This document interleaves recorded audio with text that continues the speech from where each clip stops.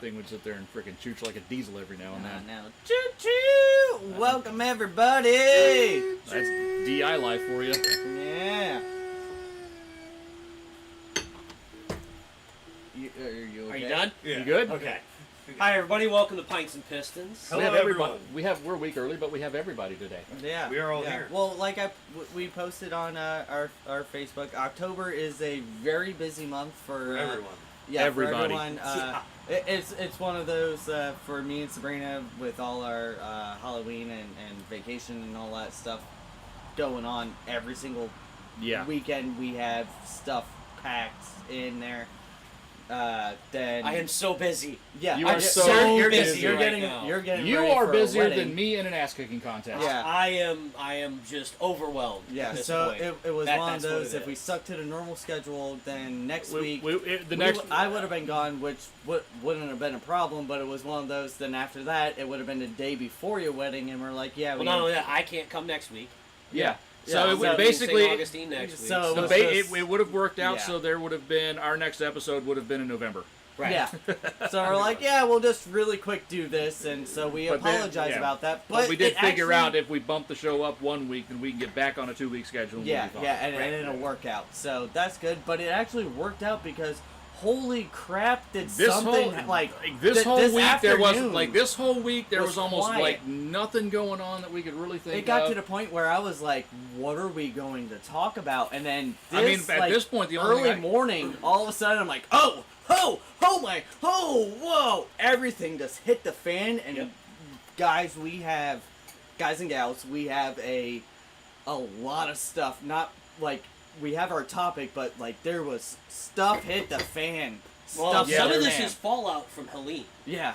Yeah, That's what Yeah. some of this is. Well, This is should we Helene crank fallout. off a beer? Yes. Let me Yeah. go get one. But I did not expect Mike's it. Like, very excited. well, Which no, also- because it was big. It's big big news. stuff. It is big It's- stuff. It is. It's big stuff. yeah, like I said, it's going to set some ripples through the racing community for Yeah. sure. Chris, what were you saying? There's also, speaking of that, Helene. I mean, Seriously, guys. Like, that is becoming. It wasn't bad here, but that became a national tragedy at Yeah, this we- point. I don't know we if you guys thought- are we following thought- that. yeah. Oh, it's horrible. Yeah. Holy crap! Huge shout out to Cletus. Like seriously, And he was and the- all those other guys up there who yeah, own and helicopters everybody were who doing has that. a private helicopter Small that's helicopter. been doing that. They Yeah, have been. there was Dale Jr.'s podcast. Picked it Not up. Dale Jr., but it was the other guy that Yeah. works with him, did an interview with Cletus about that. You Yeah. actually watched Cletus got choked up about Oh yeah. some of the stuff that they were doing and seeing. And Well, that was... and it, like he said, like he didn't want to post any of the videos, but he wanted to show what it was like. Like it's not him going for credit of Yeah. all that.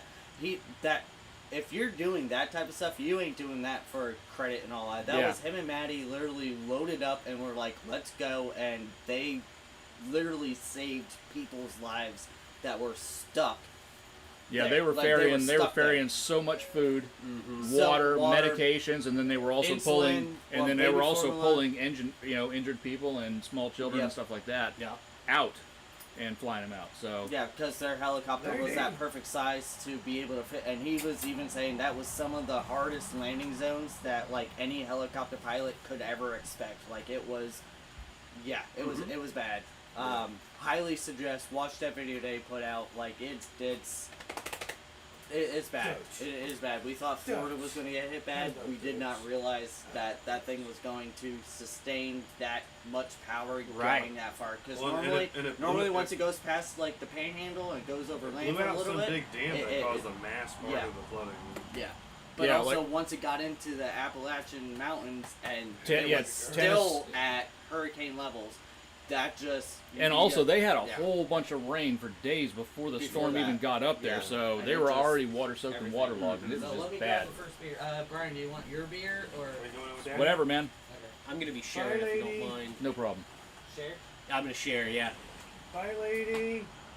Doge is gone. Yeah. It's everything I'm seeing is just massive devastation. Like there. there's areas of Tennessee, like interstate highways and bridges going south are just gone.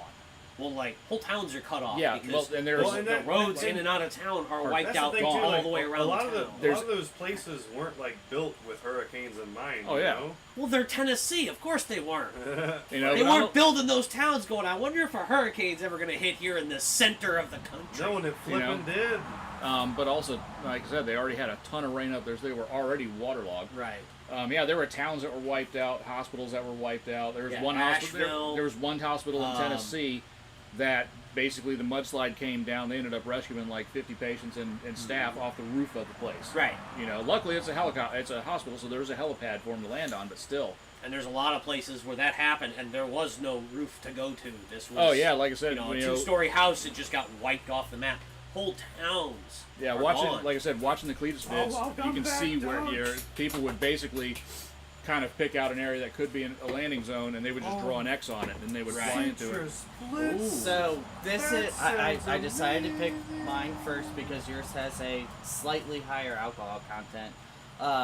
This is the new Florida Avenue that I saw and was like, oh, we have never done, like, this is brand new. And once I put it on a counter, Ryan at ABC, you've seen him before, the bigger guy down. Yeah. He knows exactly what he does, and he's like, oh, Florida Avenue, and all of a sudden he's like, whoa, this is like new. I'm like, yeah, I've never seen it, and I'm like, there's no description on it, and that. Besides what it is, like I was looking for Orange like a honey read-in. wheat ale. I love the can art. I absolutely love orange wheat ale. So smells as I'm amazing. at the checkout, me and Ryan are literally pulling up our phones. We're trying to like find any like read-in description of it. We couldn't find any. The only thing is that proceeds benefit courageous kids fighting pediatric cancer. That's all we saw Brewing there. funds the cure. Hey, if it's fighting cancer, then I'll drink it. He went back and grabbed a I 6-pack to love put that off to the can. side. It's like a 80s video game character football. Oh, it looks guy. like Kinda. Techno Bowl. It looks like Techno Bowl. Tecmo Bowl, yeah. It Gentlemen. smells amazing. Gentlemen. But I saw what Like, it was. I'm like, oh, Such my a bright God. orange smell. I almost did an Oktoberfest, and I'm happy I didn't, because I saw what you got, but it wasn't the same Cheers, one. everybody. but- Well- Sláinte. Salud. Oh, Salud. goddamn, sorry, I Salud, didn't get to sláinte. smell it Chin yet. chin. Cotton pie. Kanpai. Did we say what it was, by the way? Oh, man. Damn. Oh, that's perfect. Oh, That is wow. perfect. Okay, if you That's can delicious. find Florida Avenue Citrus Blitz, it is orange honey wheat ale. Get it. It is at ABC. It was $10 for the 6-pack. Get it. I'm just absolutely gonna get it. I'm just gonna say, this would be pitching with tacos. Oh yeah, That's delicious. That is amazing. That's great. it goes easy. It's smooth. It has a bunch of orange flavor to finish its honey. It's low carbonation, very low carbonation, but it is a good. Oh yeah, And no, it tastes tacos. organic though. It tastes fruit. It tastes like I'm chewing on an orange peel. Yeah, With do some nice, honey. You do nice some pork, honey. pork tacos with this. I was just thinking Byron's pork. Yeah. What was this pork Oh. that he had? I But love yeah, the pork. tacos El Pastor Yeah. that he did. I love Yeah. This the would- beer Lady, fried chicken lady. with this. Yes, we have a dog. The beer fried chicken I do would be really good. with Oh this. yeah. Yes, Yeah. No. Yes, any, we have a anything. doge tonight. We have a- we have anything- support doge. Anything fried would be really, No, really don't good with lick my this. toes. You can't lick my toes. I'm Yes, we sorry. have a dog with us tonight. Sorry, she was supposed to go inside with mom, But but she's she good, wants to be girl. out here. I have athletes, but you can't lick my toes. They're fungusy. She likes that. Well, it's not gonna cure it. I'm on- You never know. Maybe Lady Licks will make it. I had to get on prescription medication. I've had it for over a month. No. Oh my Selenium sulfide, dude. Did you try tough acting Tinactin? No, selenium sulfide. Hey, Bam! Tough acting Tinactin. selenium sulfide. Is that the brown shit? No. It's Selsun Blue. Get the knockoff Okay. Selsun Blue shampoo. I Wash your feet with I it. just started doing that. Wash your because, feet with it. It'll um, go away. Oh, the Yeah, dandruff yeah. shit. Dandruff shampoo. Yeah. I read something about that. I just started that 2 days ago, and then I have my prescription medication I'm taking out, and I'm using Lotrimin, not tough acting Tinactin. Sorry. and like I'm switching socks halfway through. Wasn't the conversation I had on my bingo card for today, but here we are. Well, Athlete's anyway, foot. so besides your athlete's foot, we have a shit ton of actual car stuff. Because I know last time, halfway through the episode, Mike was like, "Are you going to talk about car stuff?" So- Because we went full on like food, We went on and tangents. everything. We went definitely- on we- rants. we went spiraled. on rants. So like I said, this is something that's actually, this is Helene affecting the car world. Mhm. So Mike, the, bring it the up. storm shut down a major championship race. Two. Or two. Ew. And this has caused... Here, hold on. Go let me, ahead. Let me pull up the. Let me pull up the post. Brian, do you want to lead us in really quick on who it was? It was the NMRA and the other sanctioning Yeah, body. I forgot which one the other one was. And But MCA. basically, they're going out of business. So here, Okay, so the NMCA and the MNRA, which the NMRA is the National Mustang Racing Association, which is the one that does all like the shootouts and all that stuff. They are no more. An important announcement: Pro Media LLC, home of the NMRA Ford Nationals since 1999, and NMCA Muscle Car Nationals since 1988, has made the very difficult decision to cease production of motorsports events beyond 2024. Despite our best efforts, the company could not overcome significant challenges that included losing 4 of our 5 largest pre-COVID revenue-producing events, losing Auto Club Speedway for our NMCA West Series, declining sponsorship and advertising revenues, substantial inflationary price increases, and most recently, the devastating effect of Hurricane Helene had on the NMRA World Finals, our company's largest net profit event. Pro Media and our entire team sincerely thanks our racers and fans for many years of dedicated support and passion for muscle car performance. We appreciate our sponsors for their long-time friendships and loyalty, most especially our series sponsors, Holly and Redline Oil. Our track partners are the best in the business, and we're proud to call them friends. Finally, we have been truly blessed having the most dedicated and talented employees and event staff in the business, made up of true professionals and wonderful people. Because we will be ceasing operation, Pro Media is unable to attend the PRI show this December. We extend heartfelt congratulations to all our to all our NMRA and NMCA class champions and top 10 finishers for our outstanding season of competition. Each class champion will be sent a custom package that includes their Nitto Tire Diamond Tree World Champion ring, a World Champion Victor Award, and a custom embroidered World Champion jacket. We had hoped to present these items in person at PRI ceremonies. However, Hurricane Helene proved too fierce an adversary. Please wear your jacket and rings with pride for your amazing accomplishments.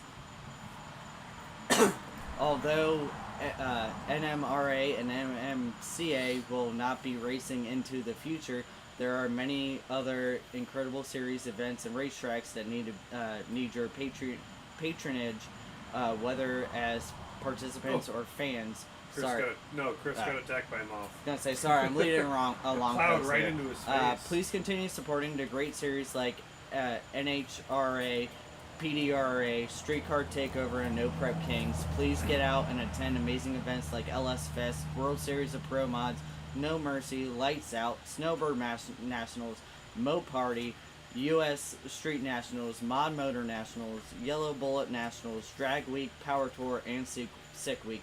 And especially, please support all our most recent racetrack partners, including Summit Motor Speedway, Beach Bend Raceway Park, US 131 Motorsports Park, Lucas Oil, IRP, Gainesville Raceway, Rockingham Dragway, Worldwide Technology Raceway, and Bradenton's Motorsports Park. Our key backing our key industry trade associates, PRI and SEMA, need your backing as they fight for your rights to race and enjoy your performance vehicles. Please encourage your media partners who have covered MMRA and MMCA events and patronize great drag racing print publications like Drag Illustrated and National Drag Racer. Stay tuned on MMRA and MMCA social media channels for year-end content and more information. Our home office will be open through mid-December as our remaining team takes us past the finish line. Finally, and then the rest was just them thanking everybody and all that. But holy crap, guys! That is a huge. Yeah, and the wind-up is they won't even. But the wind-up is them going out of business. They won't even be able to go to PRI. Yep. To present the awards. Well, and that was why they were doing that. So this leaves a giant hole in the racing world to fill. Do you want me to read what Sick Week posted after that? So that was 11 hours ago. Do you want me to read like what I was telling you about that? And Sick Week is put on by Tom Bailey, and so at this point, Tom Bailey, another racer for 20 plus years, he was the first guy to do a 5-second pass at Hot Rod Drag Week. Yeah, with street legal cars. So, well, it had a license plate on it. We'll just leave it at there. So legal-ish. After that, and that because Sick Week. The first time I saw that was Sick Week posted about it, and that Sick to Magazine, and after that, Sick to Magazine posted. So, the announcement of MMCA and NMRA folding today, I can't help but think that there were thousands of racers that planned on racing the series in 2025. There's already a schedule with tracks set. Seriously wondering if we should take over those track dates and create a place for all those racers to go, have most of the same classes and add a few and give it a go. What percentage of racers that supported it would support 6 series that had a lot of the same classes with a few more 6 styles? So Sick Week is Sick to Magazine is they're a dragon a proper magazine, print magazine that covers all of the drag and drive racing. And then also has their own drag and drive event. They're throwing it out there like, hey, if we take over those spots, are y'all gonna show up? Yeah. And that's a huge thing. I mean, we were talking about this before we went on air, and my point is that, like, you gotta think about it. That's with both those series, that's 50 plus events that are now gone from all these raceways that are still, there's a lot of them that are at this point struggling to not be closed down. And we do hear about so many tracks that are being shut closed down. And these are events that they're able to at least be like, hey, like, we still have, like, we're drawing in this, like, don't shut us down, like, don't. Now these are gone. This is a huge opportunity for them to do that. Hey, over here. Come on. But then, Chris, you brought up a good point, because in their statement that they put out, they said about the inflationary prices. Right. And I want you to go into that, because I mean, you brought up a really good point. Is this a case of, an organization like that doesn't just go out of business because they don't want to do it anymore. They go out of business because they're not making money at it anymore. And it wasn't like they didn't have racers going to it. If right. you go to they still had full on races. If you go to an MMRA, the Mustang racing events, like especially at Bradenton, they're packed. You have like 1,500 racers, packed. Not even like. And if they're running a packed house and still not making money, something's wrong with the business model. You got the show going on the sidelines that will have 500 freaking cars on the sidelines. And then you have probably 20,000 people just walking around. Yeah. Here's why I say what I said earlier, and I'm going to say it again. When they said the phrase inflationary prices, to me that strikes me as these track holders, these track owners are going to them and going, yeah, I'm going to have to raise the prices on you because of inflation. I'm not making enough money, so I'm going to have to raise the price. We're not saying all of them. I'm not saying all of them, but I'm saying that's a very strong possibility. And the reason I say that is, y'all know I did carny work for a while. And something very quickly I learned about carny work is unless you work for the carnival, You can't work at a carnival and make money. Mm-hmm. The only thing that makes money at the carnival is the carnival. Yep. If you want to rent a booth Yeah. and put a little business in at a carnival, they make it cost so much you can't make money. They make the money, you don't. Yeah. I'm betting it's the same thing with, you know, hosting a racing series like that. Like hosting a Mustang racing series. You go to the track and go, yeah, we want to have a race at your track. The track will go, well, you're going to pay me so much money, you're barely going to make anything. And look at how it happened. Helene hit. They missed their one big championship. And that one big championship was enough to tilt that company over sideways. And that's their moneymaker one. That was their moneymaker, but they lost that one event. You got to think, like, that one event out of, like, and I'm not exaggerating, there's probably, with the two of them combined, there's probably 50 events that they put on. But that's what I'm saying.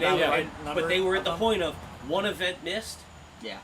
And their books overturned and went, oh, we ain't got the money to do anymore. Yeah. Well, they were probably also forecasting. They had all their eggs in that Like basket. I said, they were also probably forecasting. Like I said, losing Auto Club Speedway in California, that pretty much, their West Coast event was gone. Yep.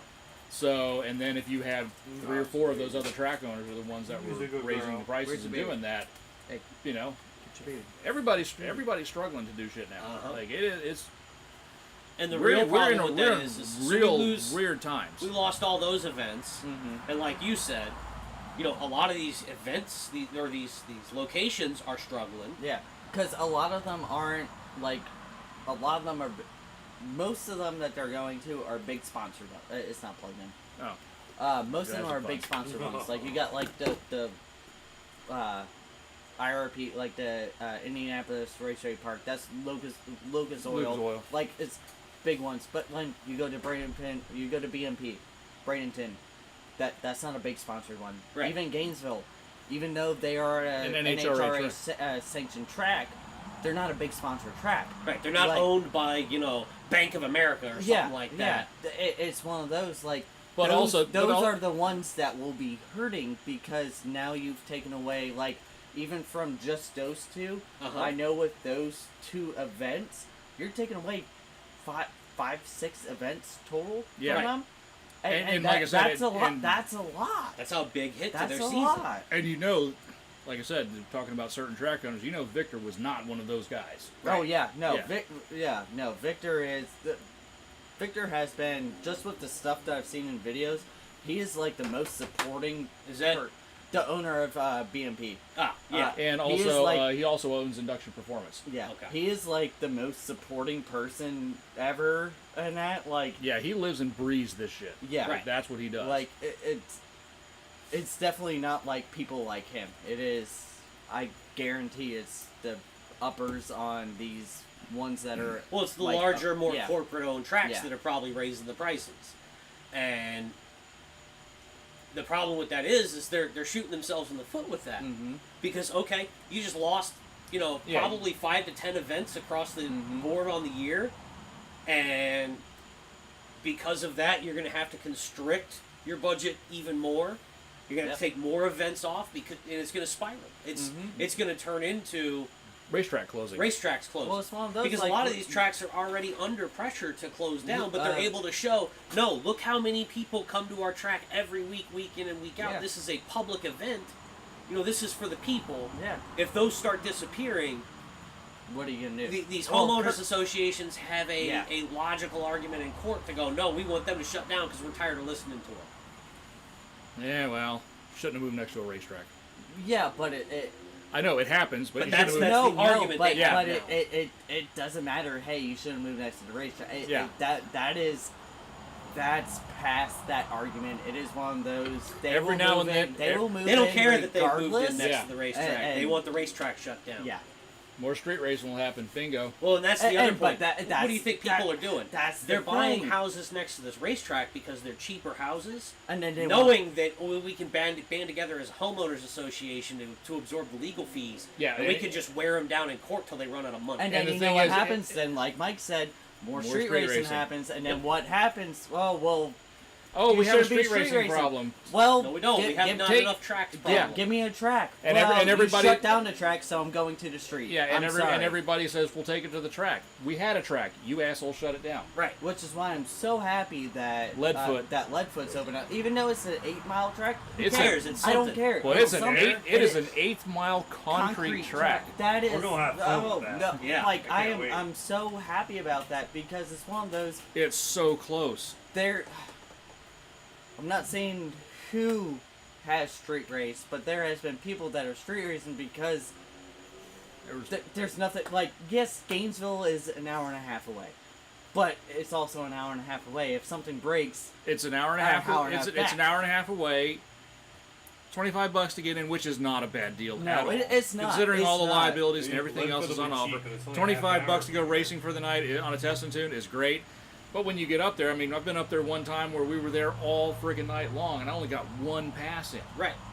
What the hell? And your pass was probably next to some guy that trailered in a Pro Mod car. Well, except the One one time- one time I That was- happened to me the very except the first one time I time went that down we the drag went. strip. We went in the dead set of July. Yeah, we went in the middle of summer. And there was probably 25 cars there because it was so dang hot out there. We could just go. We and could we just, did. We could just hot lap all we did. friggin' day. We did, and that's where we ran That's where- together. yeah, like midget four versus- or 5 times. Yeah, somewhere there is. I believe it's on your YouTube Oh, yeah, channel. yeah. There is 2 midget versus cripple No, races. there's 3. Well, that's just like, There's but like the 3. very first time I know went there to was. I know Gainesville, there was the 2. Very first time I'm in Gainesville, very first pass down a track, my very first time driving my Mustang down a track in anger. And they lined me up next to a Pro Street car. Yep. And you couldn't hear anything Yeah. but that. What? Exactly. I'm still half deaf from that.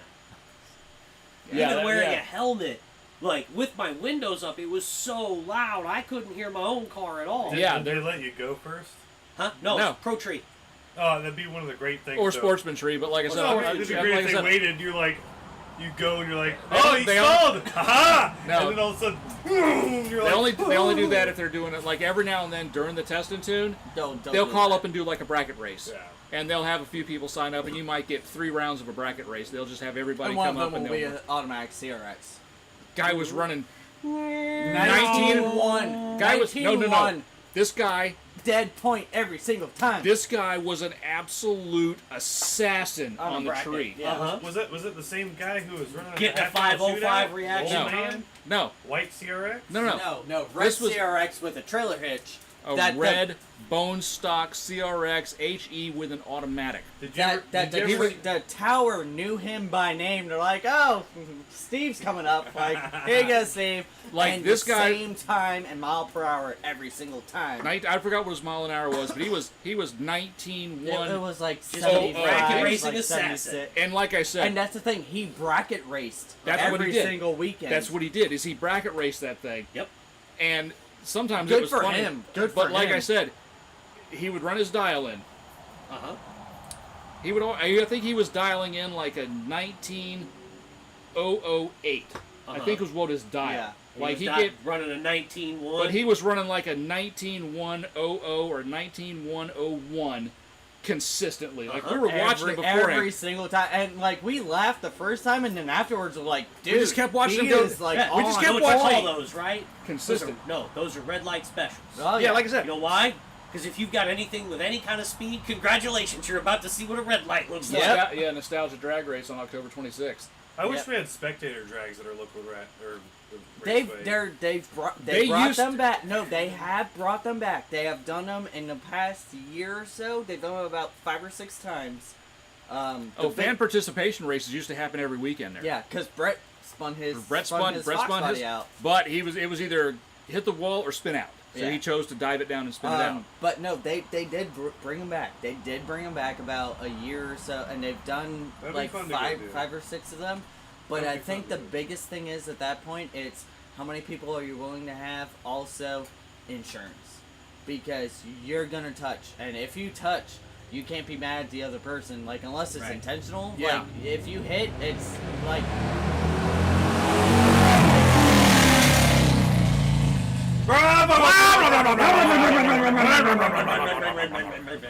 Anyway, so, but it's one of those that say, hey, if something happens, it's just like a drag strip. Basically, unless you buy track day insurance, your regular insurance doesn't cover that sort of thing. Which is why so many people at Gainesville, if they wreck, they push it out to the road and push it towards a tree, and it's like, oh no, I lost it on the road, and I they hit better a tree. hope nobody was filming. Exactly. Because that's happened before. But the problem is, somebody's always filming on the track. BMW at IFO. Sunshine Dragway off Ormington Road. That place is still open and still racing. And that's surprising because that thing has been there for 60 years, if that. So yeah, that place has been there forever. Yeah. Oh, I have a car spot that you guys are going to find amusing. Yeah. Hopefully, you guys find this as amusing as I did. Tell me, yeah. Yeah. So let's do this before we get into our main topic. But sorry, guys, that was a long. But yeah, it was big. That was big. That was huge news that hit this morning. Yep. This literally happened at it was 10 hours ago. So it was at 10 o'clock this morning. Yeah, 10 or 11 o'clock this morning. All of a sudden it came off and I was like, holy shit, this is bad. Yeah, all our phones went off and we're looking at it. I was looking at it and I'm going, holy shit. I was walking to the gate to let a bus in and I was scrolling. I'm like, and I stopped and the bus is honking at me. I'm like, I'm reading something. Hold on. So I saw something today that kind of surprised me. Oh yeah, no, that's where Down Dollars. You need to tell that story. Anyway, sorry. We'll finish out with that one. We'll finish out with that. Brian's got a Don Garlis story. So, well, you kind of gave it away, but anyway. Sorry. So Mitsubishi Mirage. Last cheap car. They do exist. Yeah. And I saw one today. Twice. Was it a purple one? No, it was silver. Oh, there's a purple one that drives up and down the block. On 2 different parts of the county. Old guy driving it with a lot of AutoZone stuff stuck to it. But the thing that made me laugh was what was stuck to the deck lid between the taillights. What? An actual Maserati badge.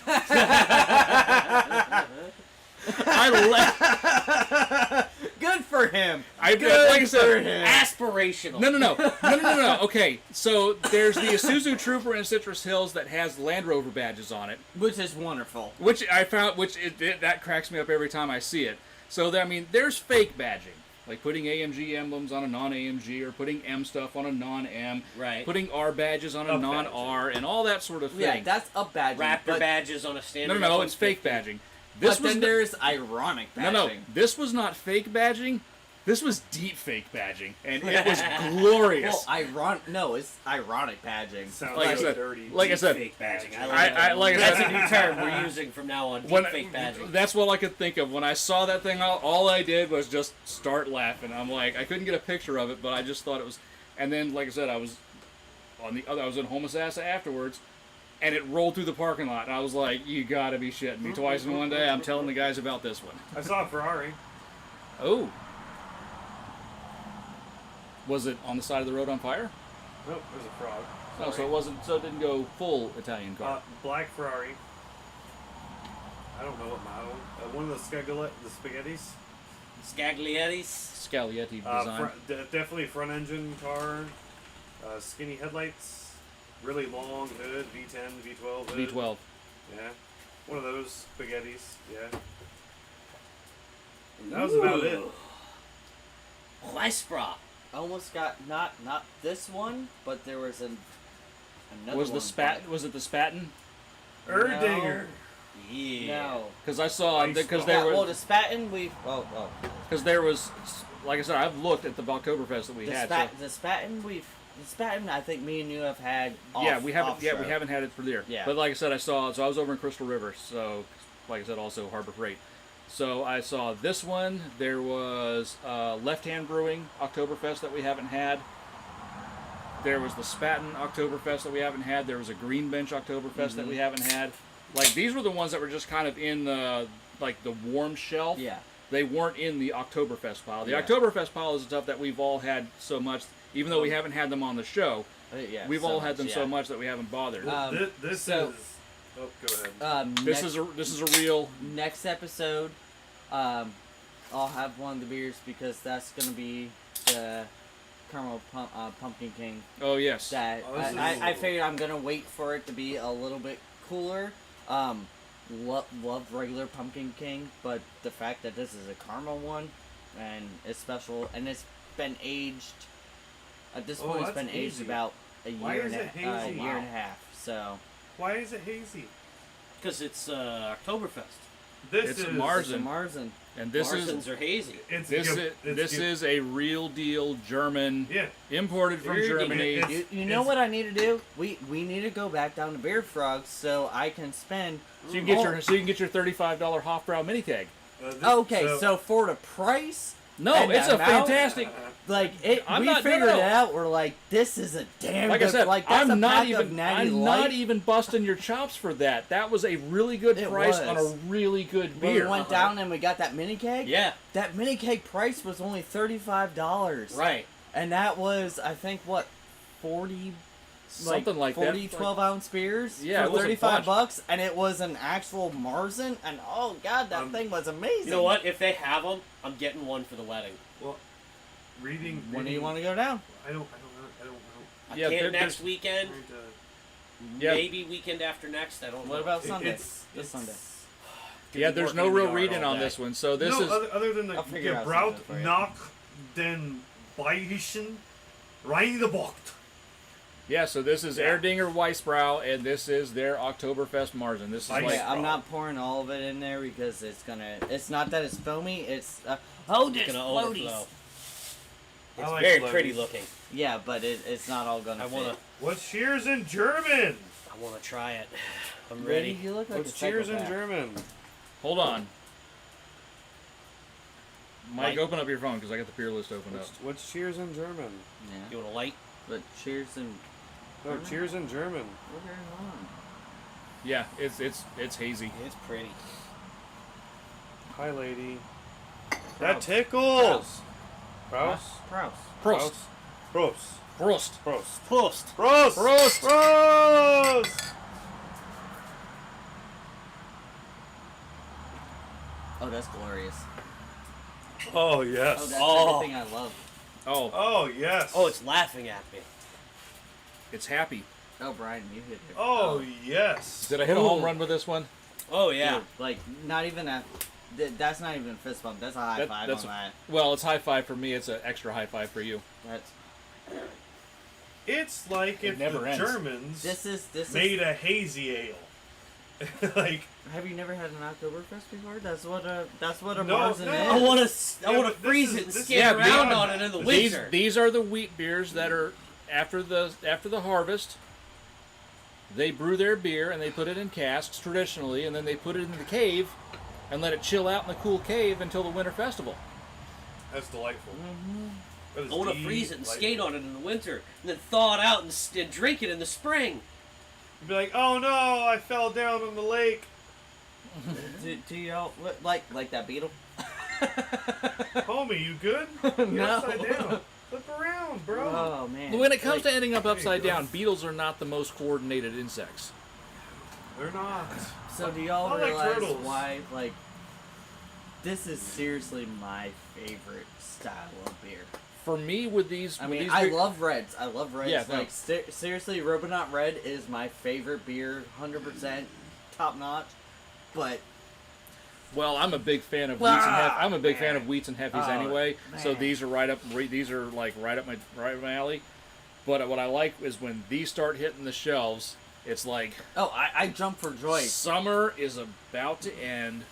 Fall hopefully will come and bring some temperatures and some humidity Right. down. You know what? Oh, hold on. And it's- sorry. it's-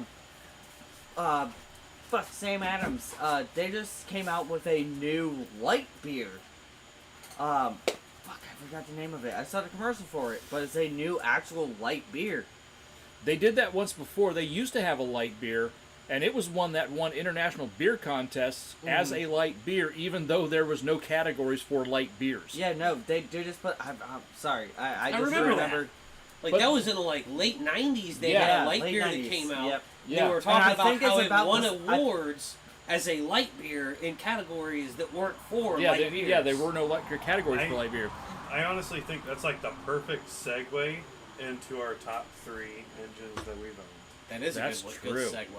Somebody else needs to go before me because I'm still fighting myself on. Well, we'll jump around. So, we all got, right, we got Okay, three. well, okay, so, hold on. Hold on. So We'll everybody, We'll each go with number 3. And then each go with number 2, and then each go with their number 1. How's that? I like that. So what we're doing is we are discussing our top 3 favorite engines that we've had under our own ownership. So in theory, this should be a very good, diverse subject for all of us. And I would like you guys to chime in too. Except for him, yeah. Except for him. I know it is. So I'm putting it as, when I'm choosing mine, I'm putting in the ones that my name's on the title. So the Garber Blue car, Yeah. I'm putting that one out. Yeah. The 05, I'm putting that Why one you out. gotta make it so specific? Like Well, because those were ones that were titled just to Sabrina. Those were also before you were married, so. Well, a couple of these were before we were married, Yeah. but still, it was one of those. Well, one of my ones. It's even Well- though we weren't married, we're married together now, and anyway. But it's one of those of no, like that was not my decision to buy that car. Yeah. That's hers. You know what it is. I got it. You know what Ooh, I mean. here we go. I'm felt trying, better. but yeah, no, every single one that I have is Ford. All right, so because everybody that's with all their number done. 3, then let's go, Chris. The Vulcan 3-liter V6 from Ford. Oh, that's Air such five. a good I motor. had 2 of them. Oh, I whether you had have one it in of a them. Taurus? Mine was my Aerostar, Aerostar. and then in my Ranger. Oh, In yes. the fucking struggle. When I say both of them, I treated like You beat absolute them like shit. they owed you money. no farther Oh. than that. Like, They're great. how dare you exist? How dare you exist in a vehicle that I own? Ty and That's Zach's fucking that's Ranger just that that made it is up was Yes. a Vulcan my 3-liter. Yes. whole existence is. my Aerostar. I would walk out in the middle of winter when it was 40 degrees out. Okay. Start I would- redline it. Get in, turn the key, hit the starter, And and when I heard that first cylinder go poof, I would Rev put limit. my foot all the way to the floor, and I would let it bounce off of the valve float, not the rev limiter, the Oh, valve just the valve float. float. Oh yeah, it's one of those. Just-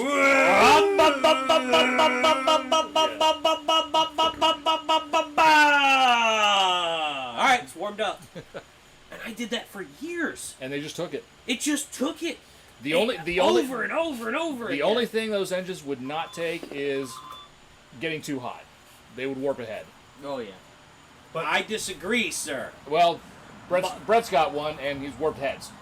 Well, mine probably had a warped head. I just kept putting water in. Yeah, there is like I said, a there's like a they 15, will warp. They will warp heads. I if they get overheated too that thing many times. hot. Yeah, and they it- will warp heads. If they Yes, get it too ate a hot. little Or- water, but it there's was like fine. a- It's Or an if OG. or if the EGR transfer tube carbons up and gets clogged, cylinder temperatures will get high, and they will get hot, and they will warp heads.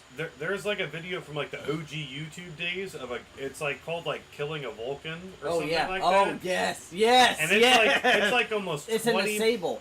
It's in a Sable. yeah, and it's Mercury like Sable. 20 minutes long. They And drain they- all the fried. oil, all the and they coolant, put let it water. hang off the Right. rev They're limiter. literally holding a water hose to the throttle body for like 10 minutes straight. 304. Yes. Digging deep for that one. What? Oh. AMC Mike's number 304. 3 is Ooh. yeah. That's a damn good motor though. That's, All right. That's a damn good one. So, but Who's it? I'm just based off of the ability to take punishment, because my Ranger didn't get treated well either. Yeah. So the ability to take punishment, the 3-liter Sorry. Vulcan V6 is one of my favorites. Who's next? Dan. Thank you for not throwing me under that pressure because I'm still back and forth in my head or whatever. I will go next. I will leave you for last. Okay. I appreciate that. Thank you. Thank you. Thank you. My number 3 is in the same category as Chris's. When I beat the ever-loving absolute, didn't need to MX6. be done, beaten to death, and I'm sorry, I don't have oil, but I keep going. There's mud caked all over everything. I don't leak anymore because mud's there. I kept going. My god dang LQ4 4.8 liter motor from Great my motor. Chevrolet pick 'em up Silverado, not an LS, 4.8. That the thing, black one? No, my white one. I remember that truck. I don't remember the white one. I remember that It was a- truck. that There was wasn't a after straight school, body right? panel on that Yeah, it was truck. after school. Yeah, Yeah, it was yeah. it was a 2000 I was Silverado. gonna say that was after Work school. truck. It was a long bed with the 4.8, and it had the rubber floors and everything with a 30-gallon fuel tank. Straight And up work truck. Straight up work truck. When I got it, had 180,000 miles on it. When That was the black bumper, black plastic grill, Yes, 2500 yes. W/T on the fender. Yeah. And when I finished, when the transmission finally gave out to the point where it just wouldn't move, it was about 240,000. I literally did maybe a couple oil changes, and that was about it. And we hauled some stuff with that truck we shouldn't have hauled. That truck went all the way up to Tennessee, down to the Keys multiple times, and got really good gas mileage. AC didn't work, and the radio That's why I worked got when good you gas punch mileage. it, and that was about it. But other than that, just the shenanigans. I hit a tree multiple times with that truck, and it Only overheated. one tree, or No, multiple different trees. okay, because there was.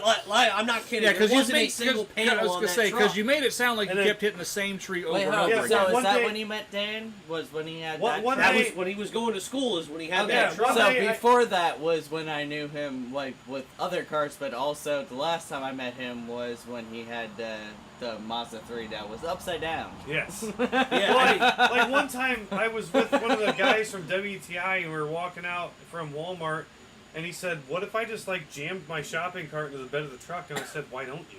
And he slammed it, and it literally the bed of the truck had a dent this big around on one side. Well, that was a truck. We're talking about motors. I took Yeah. that was the truck. The four- the so the 4.8 though. So the 4-point great. 4-point great. 4-point great. That motor did fantastic. Held oil pressure the whole time. Overheated a few times from my own negligence, but never cried out. Never burned oil. Leaked a lot. But that's my Well, own if it's negligence. leaking oil, that just shows it still has But oil. still would go full to the rev limiter, bump, single tire fire burnouts. And float the valves. And float the valves. Yes, Mike. So- I will let you go last. Yeah. Okay. So I had two. So I actually have two engines that was kind of tied for number Well, 3. and that's what mine's gonna be. So I had two engines that were tied for 'Cause I number can't 3, pick. but ultimately I ended up choosing the aluminum 4-cam 4.6 for my Mark 8.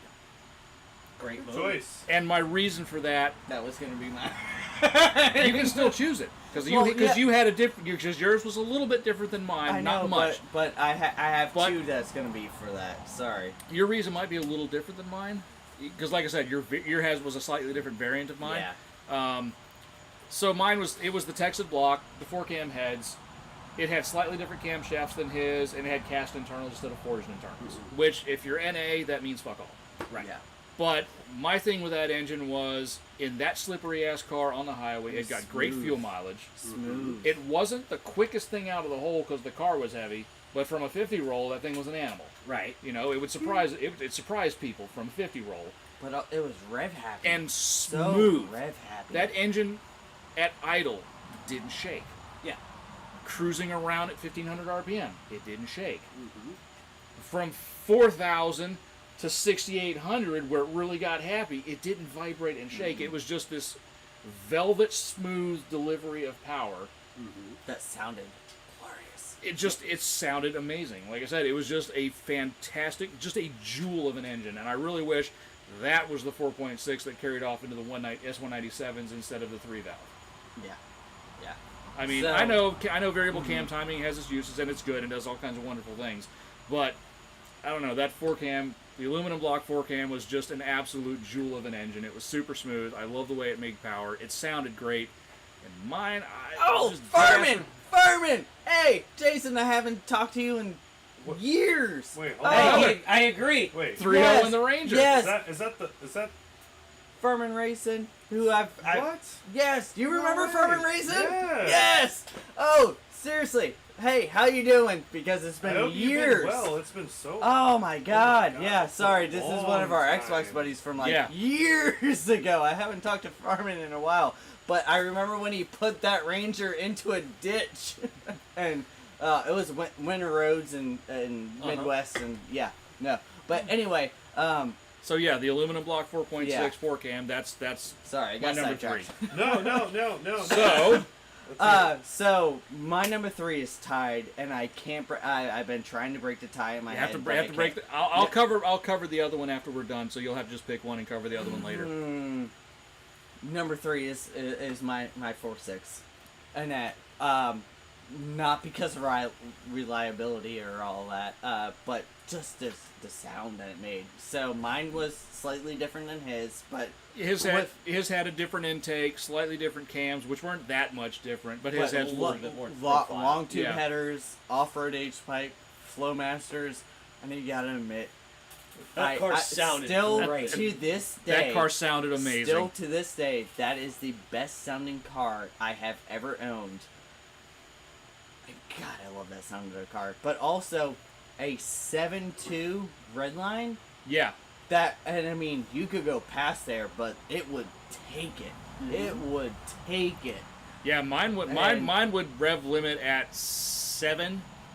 Yeah. But again, that was just the way it was programmed for the Link, and mine would rev limit at 7. But it would just, like I said, it would just 73. Oh, so good. And then, but hold on, man. Oh, go. Well, you're tapping me on the shoulder. No, you're back in it now. Go ahead. Okay. Yeah, but no, it just, again, velvet smooth. There was, I mean, even when that car was, even when I was selling it and there was something wrong with it, even when it was milkshaking itself, still sounded like when that motor was running, was it not perfect? It didn't shake. Shake around. It did not do anything like that. It was solid. There was no vibrations from that. You might have had a vibration from the everything else, the T45 and all that. Yeah, there's vibrations from everything else in that car, but not the engine. But it was not the motor. It was not the motor, and just the throttle response on that thing was amazing. The sounds it made. That motor made me. A solid number 3 that motor made me so happy. So happy, no matter what. Even when it was running like shit in the driveway. It still sounded good. It still sounded good, and I still had happy smiles on my face. I do have a question for you. Yeah. What do you think Chris's number 2 is? I don't know. But I'm between 2 because I know what it's gonna be. There's so many choices. So it's yeah, I know. I think number 2 is gonna be. Oh, is it gonna be? Number 2 is gonna be 3. I was gonna say, why don't we let the man himself give us the lowdown on number 2. So my number 3 is the module. No, I'm kidding. Your number 2. So that would have been awesome. My number 2 is absolutely the 300 straight 6. Yes. And I'm happy you picked that because the 4.9 liter the dad truck engine, well, the engine that at the end of the world, the nuclear bombs have fallen, the body has rusted away, it's sitting in the sand, just idling smoothly. Like, it's an end of the world motor. So that was one of those, I was going to pick it, but then I realized it wasn't in your name. I never had it in my name. It was always in Scott's name. It was always in Dad's name. I know, and I know you drove it a lot. I know you farted in the seat a lot. Yeah. But it was never in my name. Yeah, so it was one of those, I was about to pick that, but I'm like, you didn't own it. You didn't own it. My name or Sabrina's name was never on the title.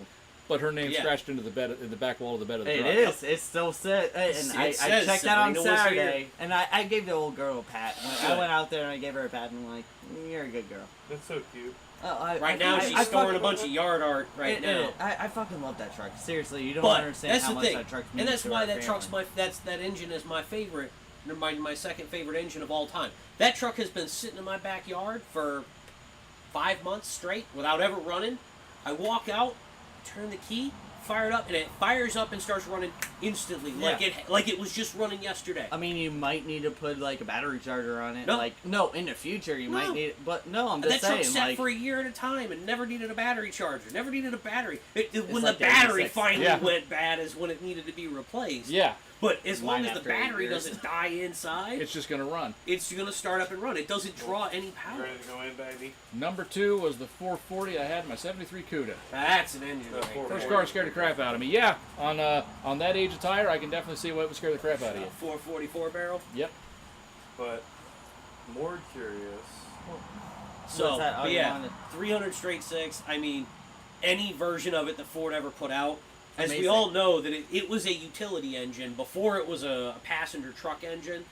It was Yeah. meant to be a utility engine. It was built to run And water pumps, Generators, air raid sirens. air raid sirens. The one that travel lifts. what was the the show that did the turbo one recently? Motor Masters. Yeah. The one they did, they got that Engine out of a Masters. siren. Yeah, Right, Engine Masters. Masters. That one They came got it out. of That a one came out of a Yep. siren. Yeah, but those engines, they were agricultural. They would Right. run just all kinds Yeah, of you put them farm at They were equipment, heavy-duty 20, farm 20, implement yeah. engines. They 25, were- 3,000 RPMs, run 12 hours a day. Right. It fucking, that's what they do. It's a great engine. And it's a Yeah. great engine that's, Look once at again, it. it's long, not strong. Yeah. They weren't built to make a bunch of power. They were just built to last forever. Last. They were built to do. Right.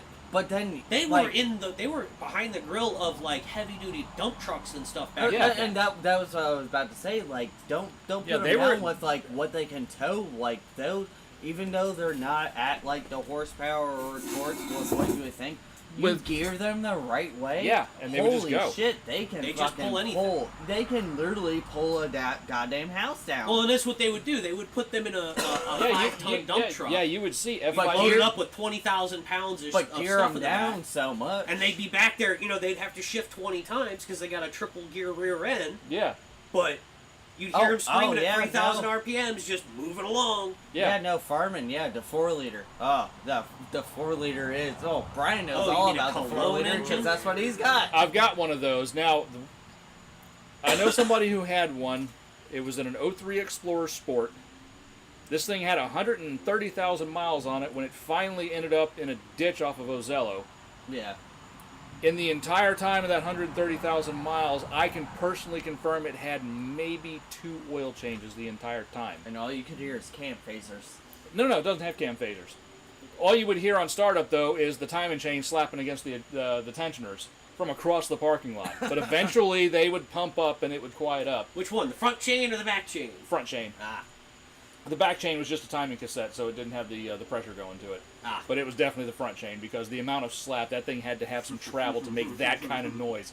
But yeah, he's not right. Those are, and I've got 150,000 miles on mine, and knocking on wood, it just keeps going. It does, yeah. Well, if you take care of them, they run just fine. Yeah, I do Motorcraft semi-synthetic every 5,000 miles, just what the book says on it.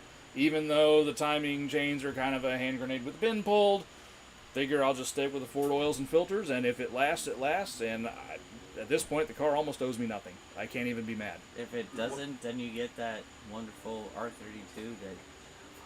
I know. Well, if it fails, we'll just be like, oh no, I have a Coyote to swap into it. Oh no. Yeah, No, I you do have- have a No, you we do don't- have a we- Coyote. I haven't always dreamed of having a first gen S197 with a Coyote in it. No. Oh, no. with I a have 6R80. I have No. another 302 sitting in the garage. I like the aluminum Oh, Coyote. okay. And even though, I mean, I know there's companies that make all kinds of weird-ass belt drives to add hydraulic power steering to those engines, but you don't need to do that because all you need is... Electric power steering out of the later model. No, you just need the just electric steering pump out of a Toyota. That'll work too. Plumb that right into the S197 rack, bam, Yep. solved. So yeah, I mean, if that engine goes tits up, wouldn't entirely be out of the realm of possibility to Coyote swap it.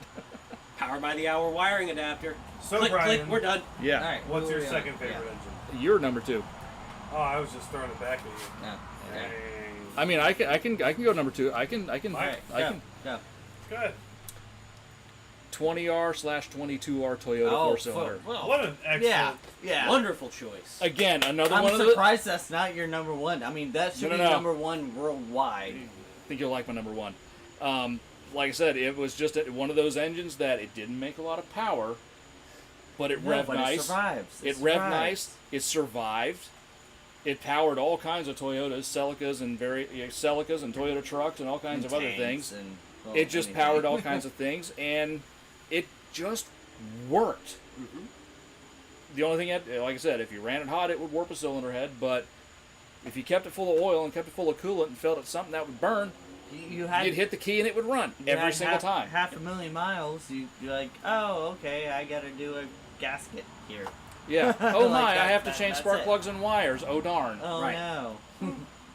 It took me 25 years to get there, but oh Well, no, I do ran that. it completely out of oil and kept driving it to destruction. The bearings are fried in it. I'm gonna go down to AutoZone. That'll be $28.32. I'll get a new set of bearings. I'll grab some Emery cloth. And I'm gonna just polish up that crank real quick.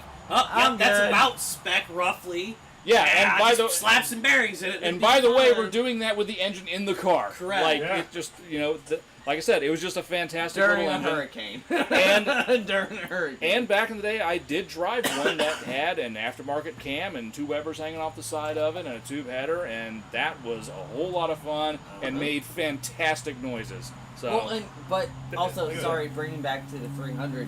That's also a great thing about the 300 is you could do those things to it. You can throw an Offenhauser intake with 2 Weber carburetors, an Offenhauser cylinder head, and exhaust, and put a cam in it. You can make them. You can make hot rod 6s. Spicy.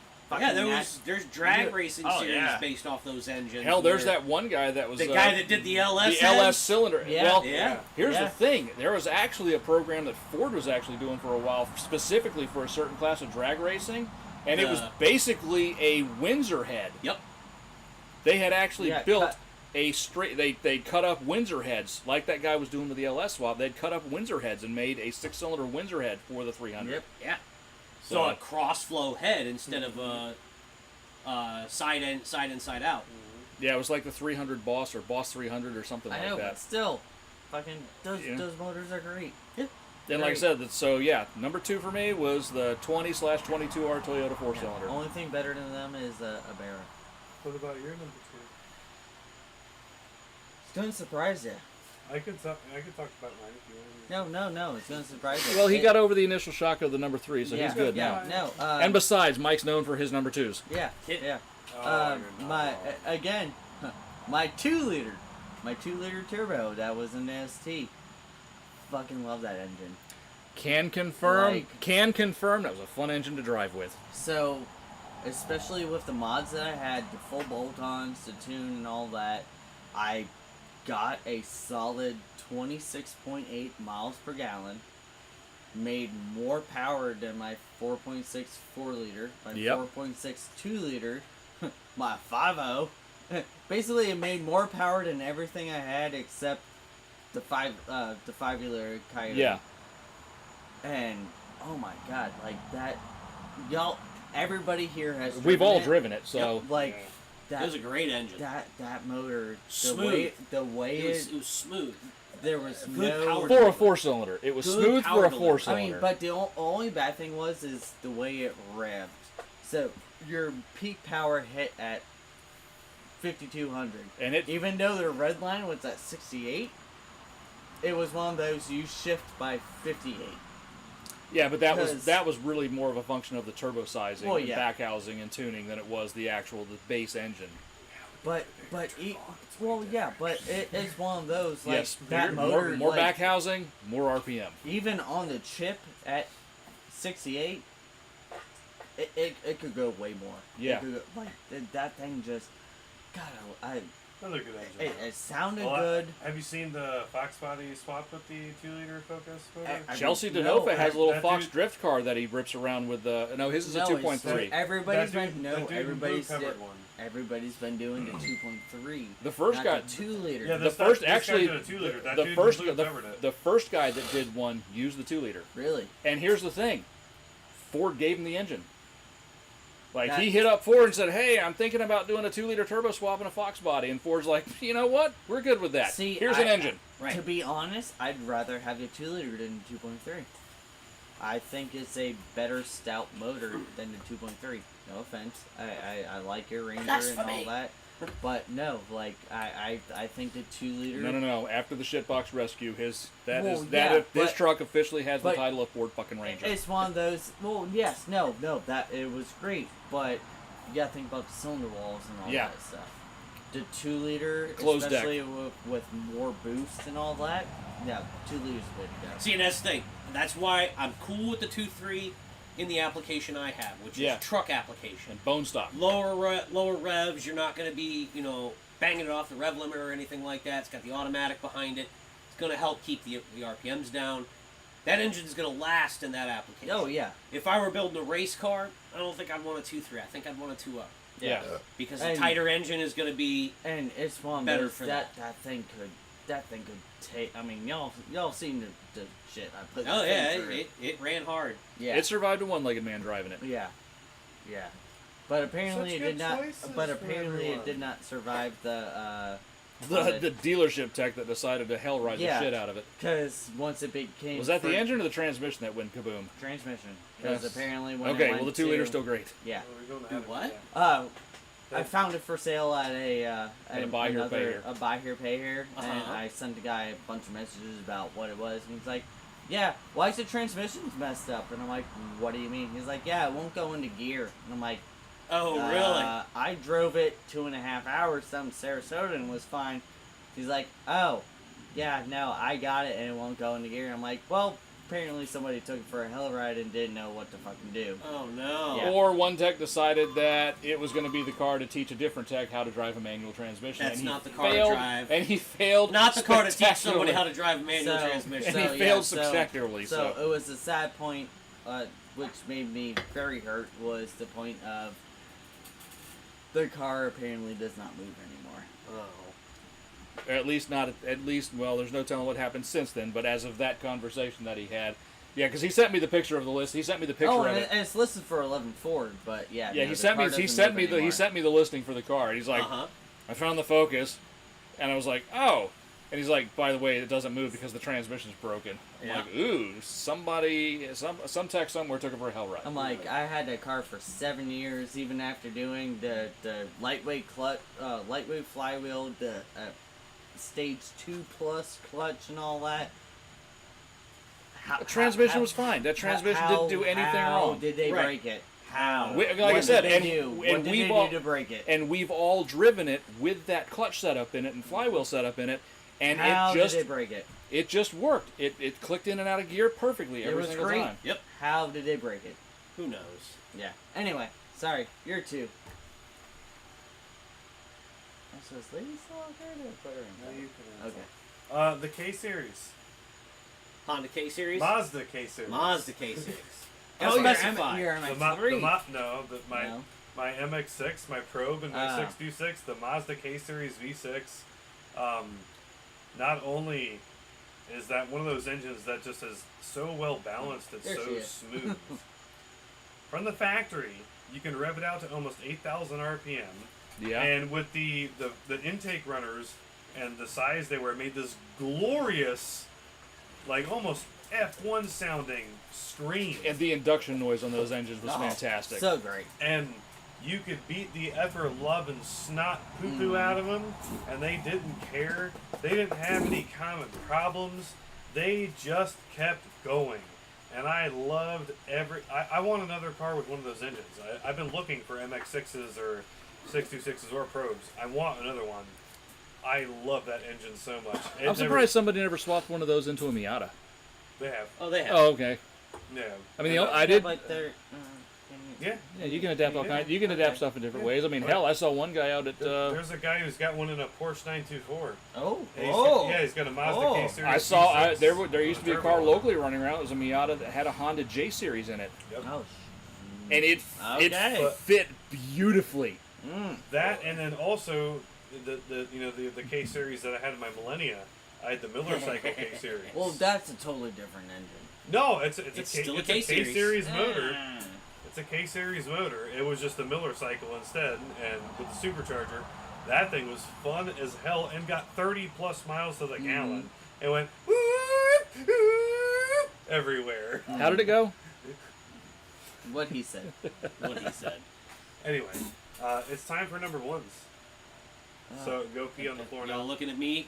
As the first one. Who wants? Yeah. Also, everybody, Number one, we're not doing a cars and bids because of this. Because Yeah. this is a. Yeah, this is a long one. This is- And I fell asleep on the couch and didn't look up a graph. So Brian's my number to do- one. Oh, never mind. Brian number 1. No, my number one. Oh. Chris is I'll do number my one. first. I'll do mine first.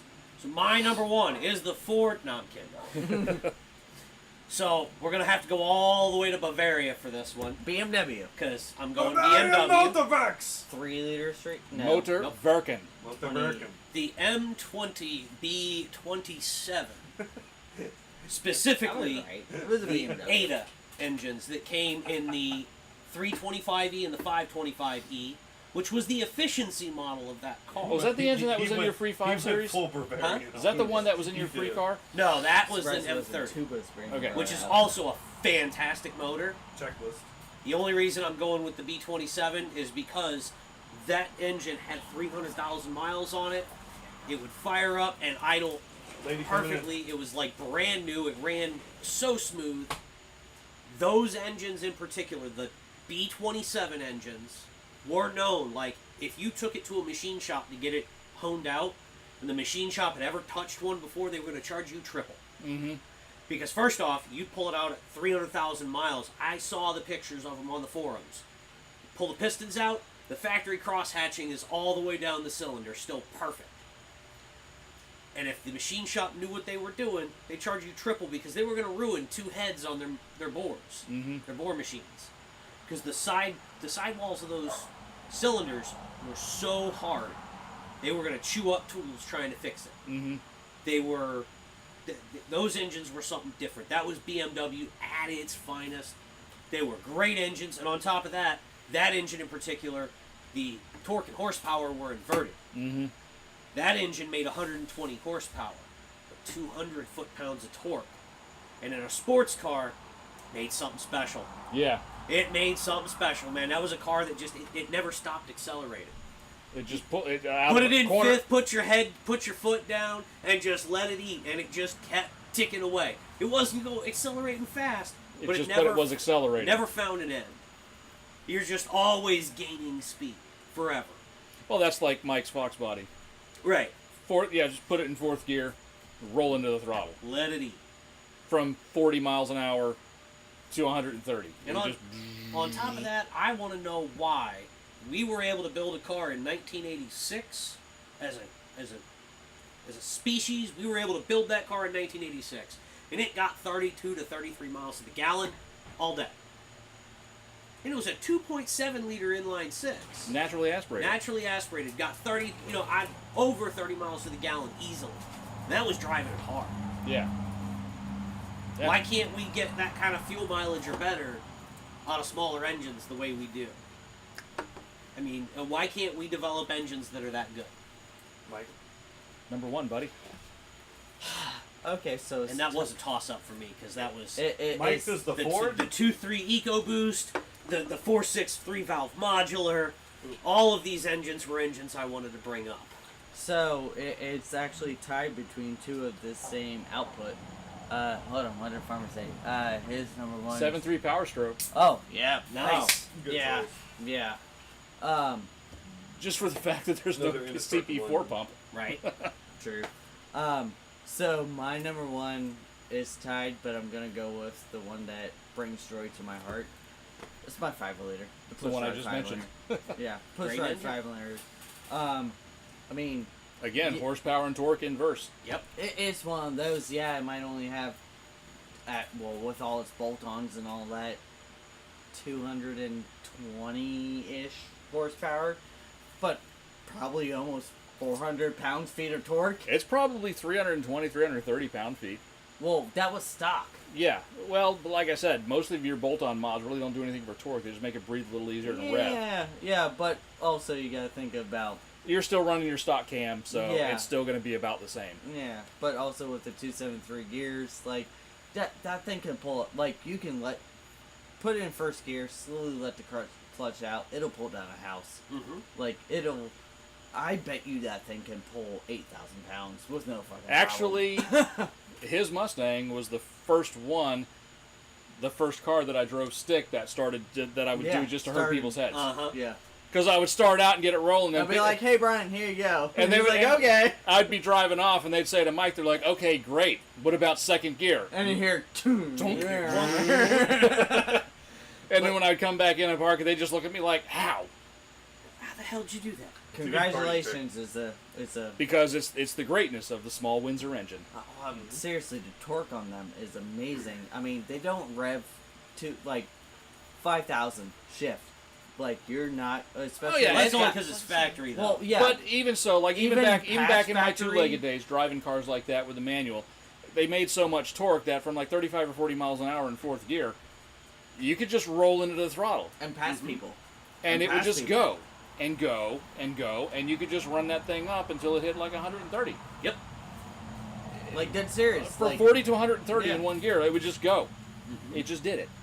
And it did happily. Like, it wasn't bucking or anything like that. Yeah, it was just a nice little torquey, good engine. But on the inverse of that, you can. That's the versatility of that build. Is Yeah, you could take that same engine and put it change in some stuff around on the inside of it, and all of a Yeah, sudden literally- you got a 9,000 RPM screamer. Literally exactly. literally running down the just, track. just heads and cams. Right. Heads and cam swap. And if you did a solid lifter engine, a solid roller lifter engine like that, yeah. Again, like I said. But then Ford was doing that back in the 70s in SCCA racing, the Boss 302. Mm-hmm. Like, that was basically a clever engine. Yeah. It was a Windsor block with Cleveland style heads, and those things would turn $9,000, no problem. But it's one of those, like, that. I love that motor because what have I done to it? Not a lot. Yeah, you have.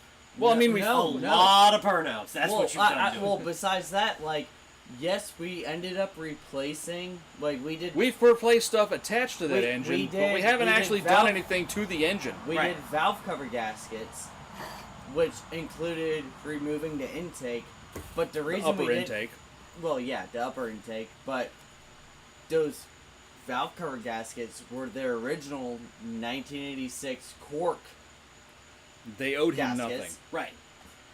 What about my shocks? Well, that hadn't related to the engine, but yeah, those were original. Exactly. Those literally. So had there was so torque much stuff in marks that on it. car that was and still is original. Like, So- yeah, no, like, but besides doing valve cover gaskets, and at that point upper intake gaskets because we took it off. And it was stuck. We did have to clean all the old gasket material But off between besides the two, but that motor has never been. it's never been apart. It's never been apart. It's never been out of the car. All it has is shorty headers, off-road H-pipe. That's it. Yeah, silencer taken off of the fender. Like, everything else Yeah, is still stock airbox. is stock. It just runs. And, Well, the air pump delete. well, yeah. But it's either 96,000 miles, 196,000 miles, or 296,000 miles. I'm leaning more towards If you were to put that on a 196. Bring a Trailer or Cars and Bids listing or an eBay listing, under odometer reading, it would just say TMU. Yeah. Right. Total mileage unknown. Yeah. But we do know about 10,000 of those miles have been burnout miles. There's been a lot of burnout miles. So I want you to know, I've had the car coming on November will be 10 years that I've had this car. I have only put less than 4,000 miles on this car. And 3 of those years were daily driven years. The rest of them were basically burnouts. And in those 3 years, I 4,000 miles, 5 sets of tires. In those 3 years, I put 3,000 miles on the car. I just put my second set of tires on the car. And the tires that came off of it weren't, well, the back ones were burned off. Those were the Eagles that originally came on the car when we drove it to Fantasy of Flight. Yeah. Those were from '99. Yeah. And then I got the BF Good wrenches that I just absolutely fucking toasted. Yeah, the back ones were smoked. The front ones, they were just aged out. Yeah. They were way aged out. And They were then- dangerous as fuck to drive on. Dust. But yeah, no, I've only put 4,000 miles on that car in a matter of 10 years. Mazda MZR, easy. Oh yeah. Yeah, all day.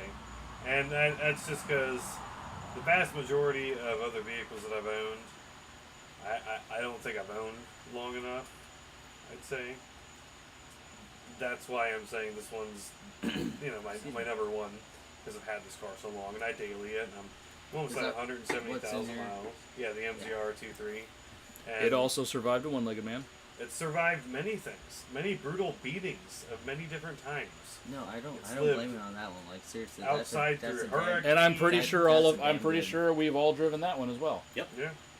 like my 2-liter was almost And- my and number one. Like I still that- get people all the time, even though the car itself is a beat turd, like It literally runs good. It runs well, great. all the time. I Like mean, just besides even like you- last you week, do like now. I'll get somebody be like, "Dude, that car sounds good." It does. It sounds And, amazing. and, like, it it's sounds like- great. I get compliments about the car a lot, and especially like about How it like, sounds. It sounds good. Like Like they got a big turbo on it or something like that, and like just all kinds of good comments, and it's been fantastic to me. It leaks oil because it's my own fault, and I think it might be burning a lot of oil possibly, but it's still also my fault. But it still makes whooshy noises. And it makes bangs. Not enough boost. It makes pops and bangs. That's what I miss about. See, that car has something that's very important to cars. Character. Overall. No, not character. Personality. Fun. Yeah, it is That fun. car and is even still with the massive boost leak only making like 14 pounds boost, It's still fun. as soon as it hits boost, it still does that. And Yeah, like, you feel it, and you're like, yeah. oh yeah, there we go. Yeah, now we're having fun. That's why I miss my Focus. Fuck, I miss that thing because it was the same feeling. It was like you'd be driving around and you're like, yeah, no, I'm getting all this good You gas just nail the mileage. throttle Like, in the downshift. yeah, just nail the throttle in the Mustang. like, I mean, oh yeah, I mean. But you don't get the good fuel mileage in that Mustang. Yeah, but you also don't get the. yeah. So I love that. my other option for my number 2 was I was gonna put the Coyote, is the first gen, because a lot of power, it's It just reliable, works. all that, like it's great. Yeah, right now, Alex Flores, like I said, in addition to potentially Coyote swapping a C6 ZR1, he's also doing a build series on a car he calls Donnie, which is a 2011 or 2012 Mustang GT with a 6R80, and he's basically going to start. He's just been doing little bolt-on and small tuning mods to it to see what he can get out of this car. I love the And motor. And I already that, did mine. Yeah, he already You're did number his. one? Yeah, Oh. I'm left. M20B27 BMW. I know your what one? it is. Oh, that was your one. All right, Mike, what is it? 12A. No, that was Really? actually tied for my number 3. Really? Yeah, I was gonna say any hold on, rotary hold would on, be tier hold 3 on, hold on. easily. Fuck. What? L24. Close. L28. L28. Damn it! The L20. The I L. was thinking, Nissan- I'm like, what did The his Nissan have? The Nissan L28 inline 6, 2.8 liter iron block aluminum That head. was in your 78. That was in my 75. You had a 75 That's 280. what it was. I thought you had a 240. Mine was a 75. No, Damn wanted it! a That's, 240. that's why I said Everybody wants a L24. I 240. know. No, I mine said was- L28. Mine was a 75.5 280 with a So- January build date. Like So mine it was had a, a nice I would have bumpers. said L28. no, mine had the shit bumpers. Oh, it did? Mine had the Fuck. shit bumpers. Yours had the big. Mine had the shit bumpers. You could sit on them and eat a meal though. The park Pretty benches. much. Yeah, they were huge. They were heavy. See, but But- if he hold on, if he would have bought the proper car at What the like ma- a, I'm- no, I'm no, just- if he would have I'm- bought the I'm proper happy car that I a also couple guessed. years ago, it would have had the RB 25 25. DET. And, yeah, but And that anyway. may well have been The become my favorite. L28. I also think Anyway, is a sorry, fantastic. sorry. So I had to do that those too, Brian. engines actually, the actual architecture of those engines is actually the Rover straight 6. It is. Yeah, that's where those engines really came from. Nissan just took that Oh. and made it better. But And that's the thing. Is the better thing. Those engines. Well, anything's better than Rover. Right. no. Here's Rover. Here's You hear Change Rover, anything like, you're doing. No, no. Oh my God! How is that thing running? the problem with those was electrical. Let's be real. The problem with those was electrical, and their gaskets sucked. They would dump their fluids all over the place, and their electrical would make their ignitions run like shit. Well, that's 90% but of the motor. No, but the the actual hard parts of those engines are actually really robust. Yeah. And like I said, they took those engines and they survived 24 hours at Le Mans. I was gonna say they do So high, I mean, those were high proper RPM, racing engines. Like, abuse.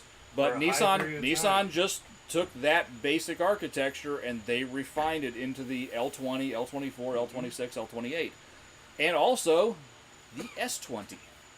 Oh yeah. That was the twin cam 2-liter that was in the Skyline GTR, the Hakko Skyline GTR, as well as Z432 and 432R. Ooh, yes, the Japan only cars. But no, that engine was also, like the 4.6 4-cam, very smooth. It had a very broad power band, delivered power nicely, and it made fantastic high RPM Sounds. inline 6 noises. And yeah, that was, like I said, it was absolutely fantastic engine. It punched way above its weight as far as Especially price and other cars. People do the 3.1 stroker kit on them. Yeah. Yeah, 3.2. With the the OS Geiken the triple dual Webers. The OS Geiken. Oh. Okay, no. Here's, no. Here's the thing. Yeah. You can take the L28, and OS Geiken does these, and they sell them for about $80,000 if they like you and they like your car. They'll sell you one. They take a 2.8, an L28, port the head, throw a different cam on it, do all that kind of stuff, all the hot rod tricks to it, do a 3.2 stroker in it, and those things make 450 horsepower naturally aspirated. And they sound, when you hear it running, it sounds like how we were talking about the angry explosions coming out of the exhaust pipe. That's how those sound. These things they still sound smooth. But when they're turning 8,500 RPM, oh my God! Those, like I said, they still look smooth. Like I said, when you open up the hood, it still looks like just an L series with 6 Webers. Just some single cam overhead. But like I said, it was those and the Rebello engines. Mm-hmm. Both of those are just absolutely amazing. Definitely. But even like I said, just a stock L28, again, just made good power. What good and choices? There was a lot of, like I said, it made less power than his 302. But I got into quite a few races with those 302s, and more often than not, I was victorious. You could rev higher. And the car was lighter. Gears, lighter car. And like I said, I was willing to smoke a clutch to win a race. Right. Yeah. Like Kevin from KSR in Gainesville once said, I'd race a tricycle for a popsicle. Yeah. So I gotta say, my third pick was tied with 2-3 Lima.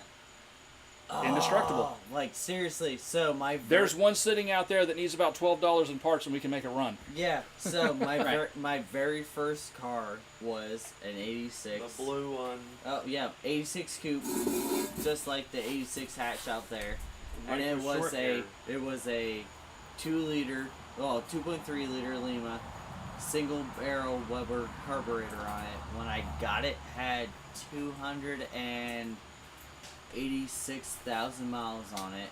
The only things we did to it was we did the timing belt on it, which cost us $30 for everything. Like we just did like the whole front of the motor, and then the electronic choke went out on the carburetor. So Tom did manualized it. Yeah, did his tomfoolery on it.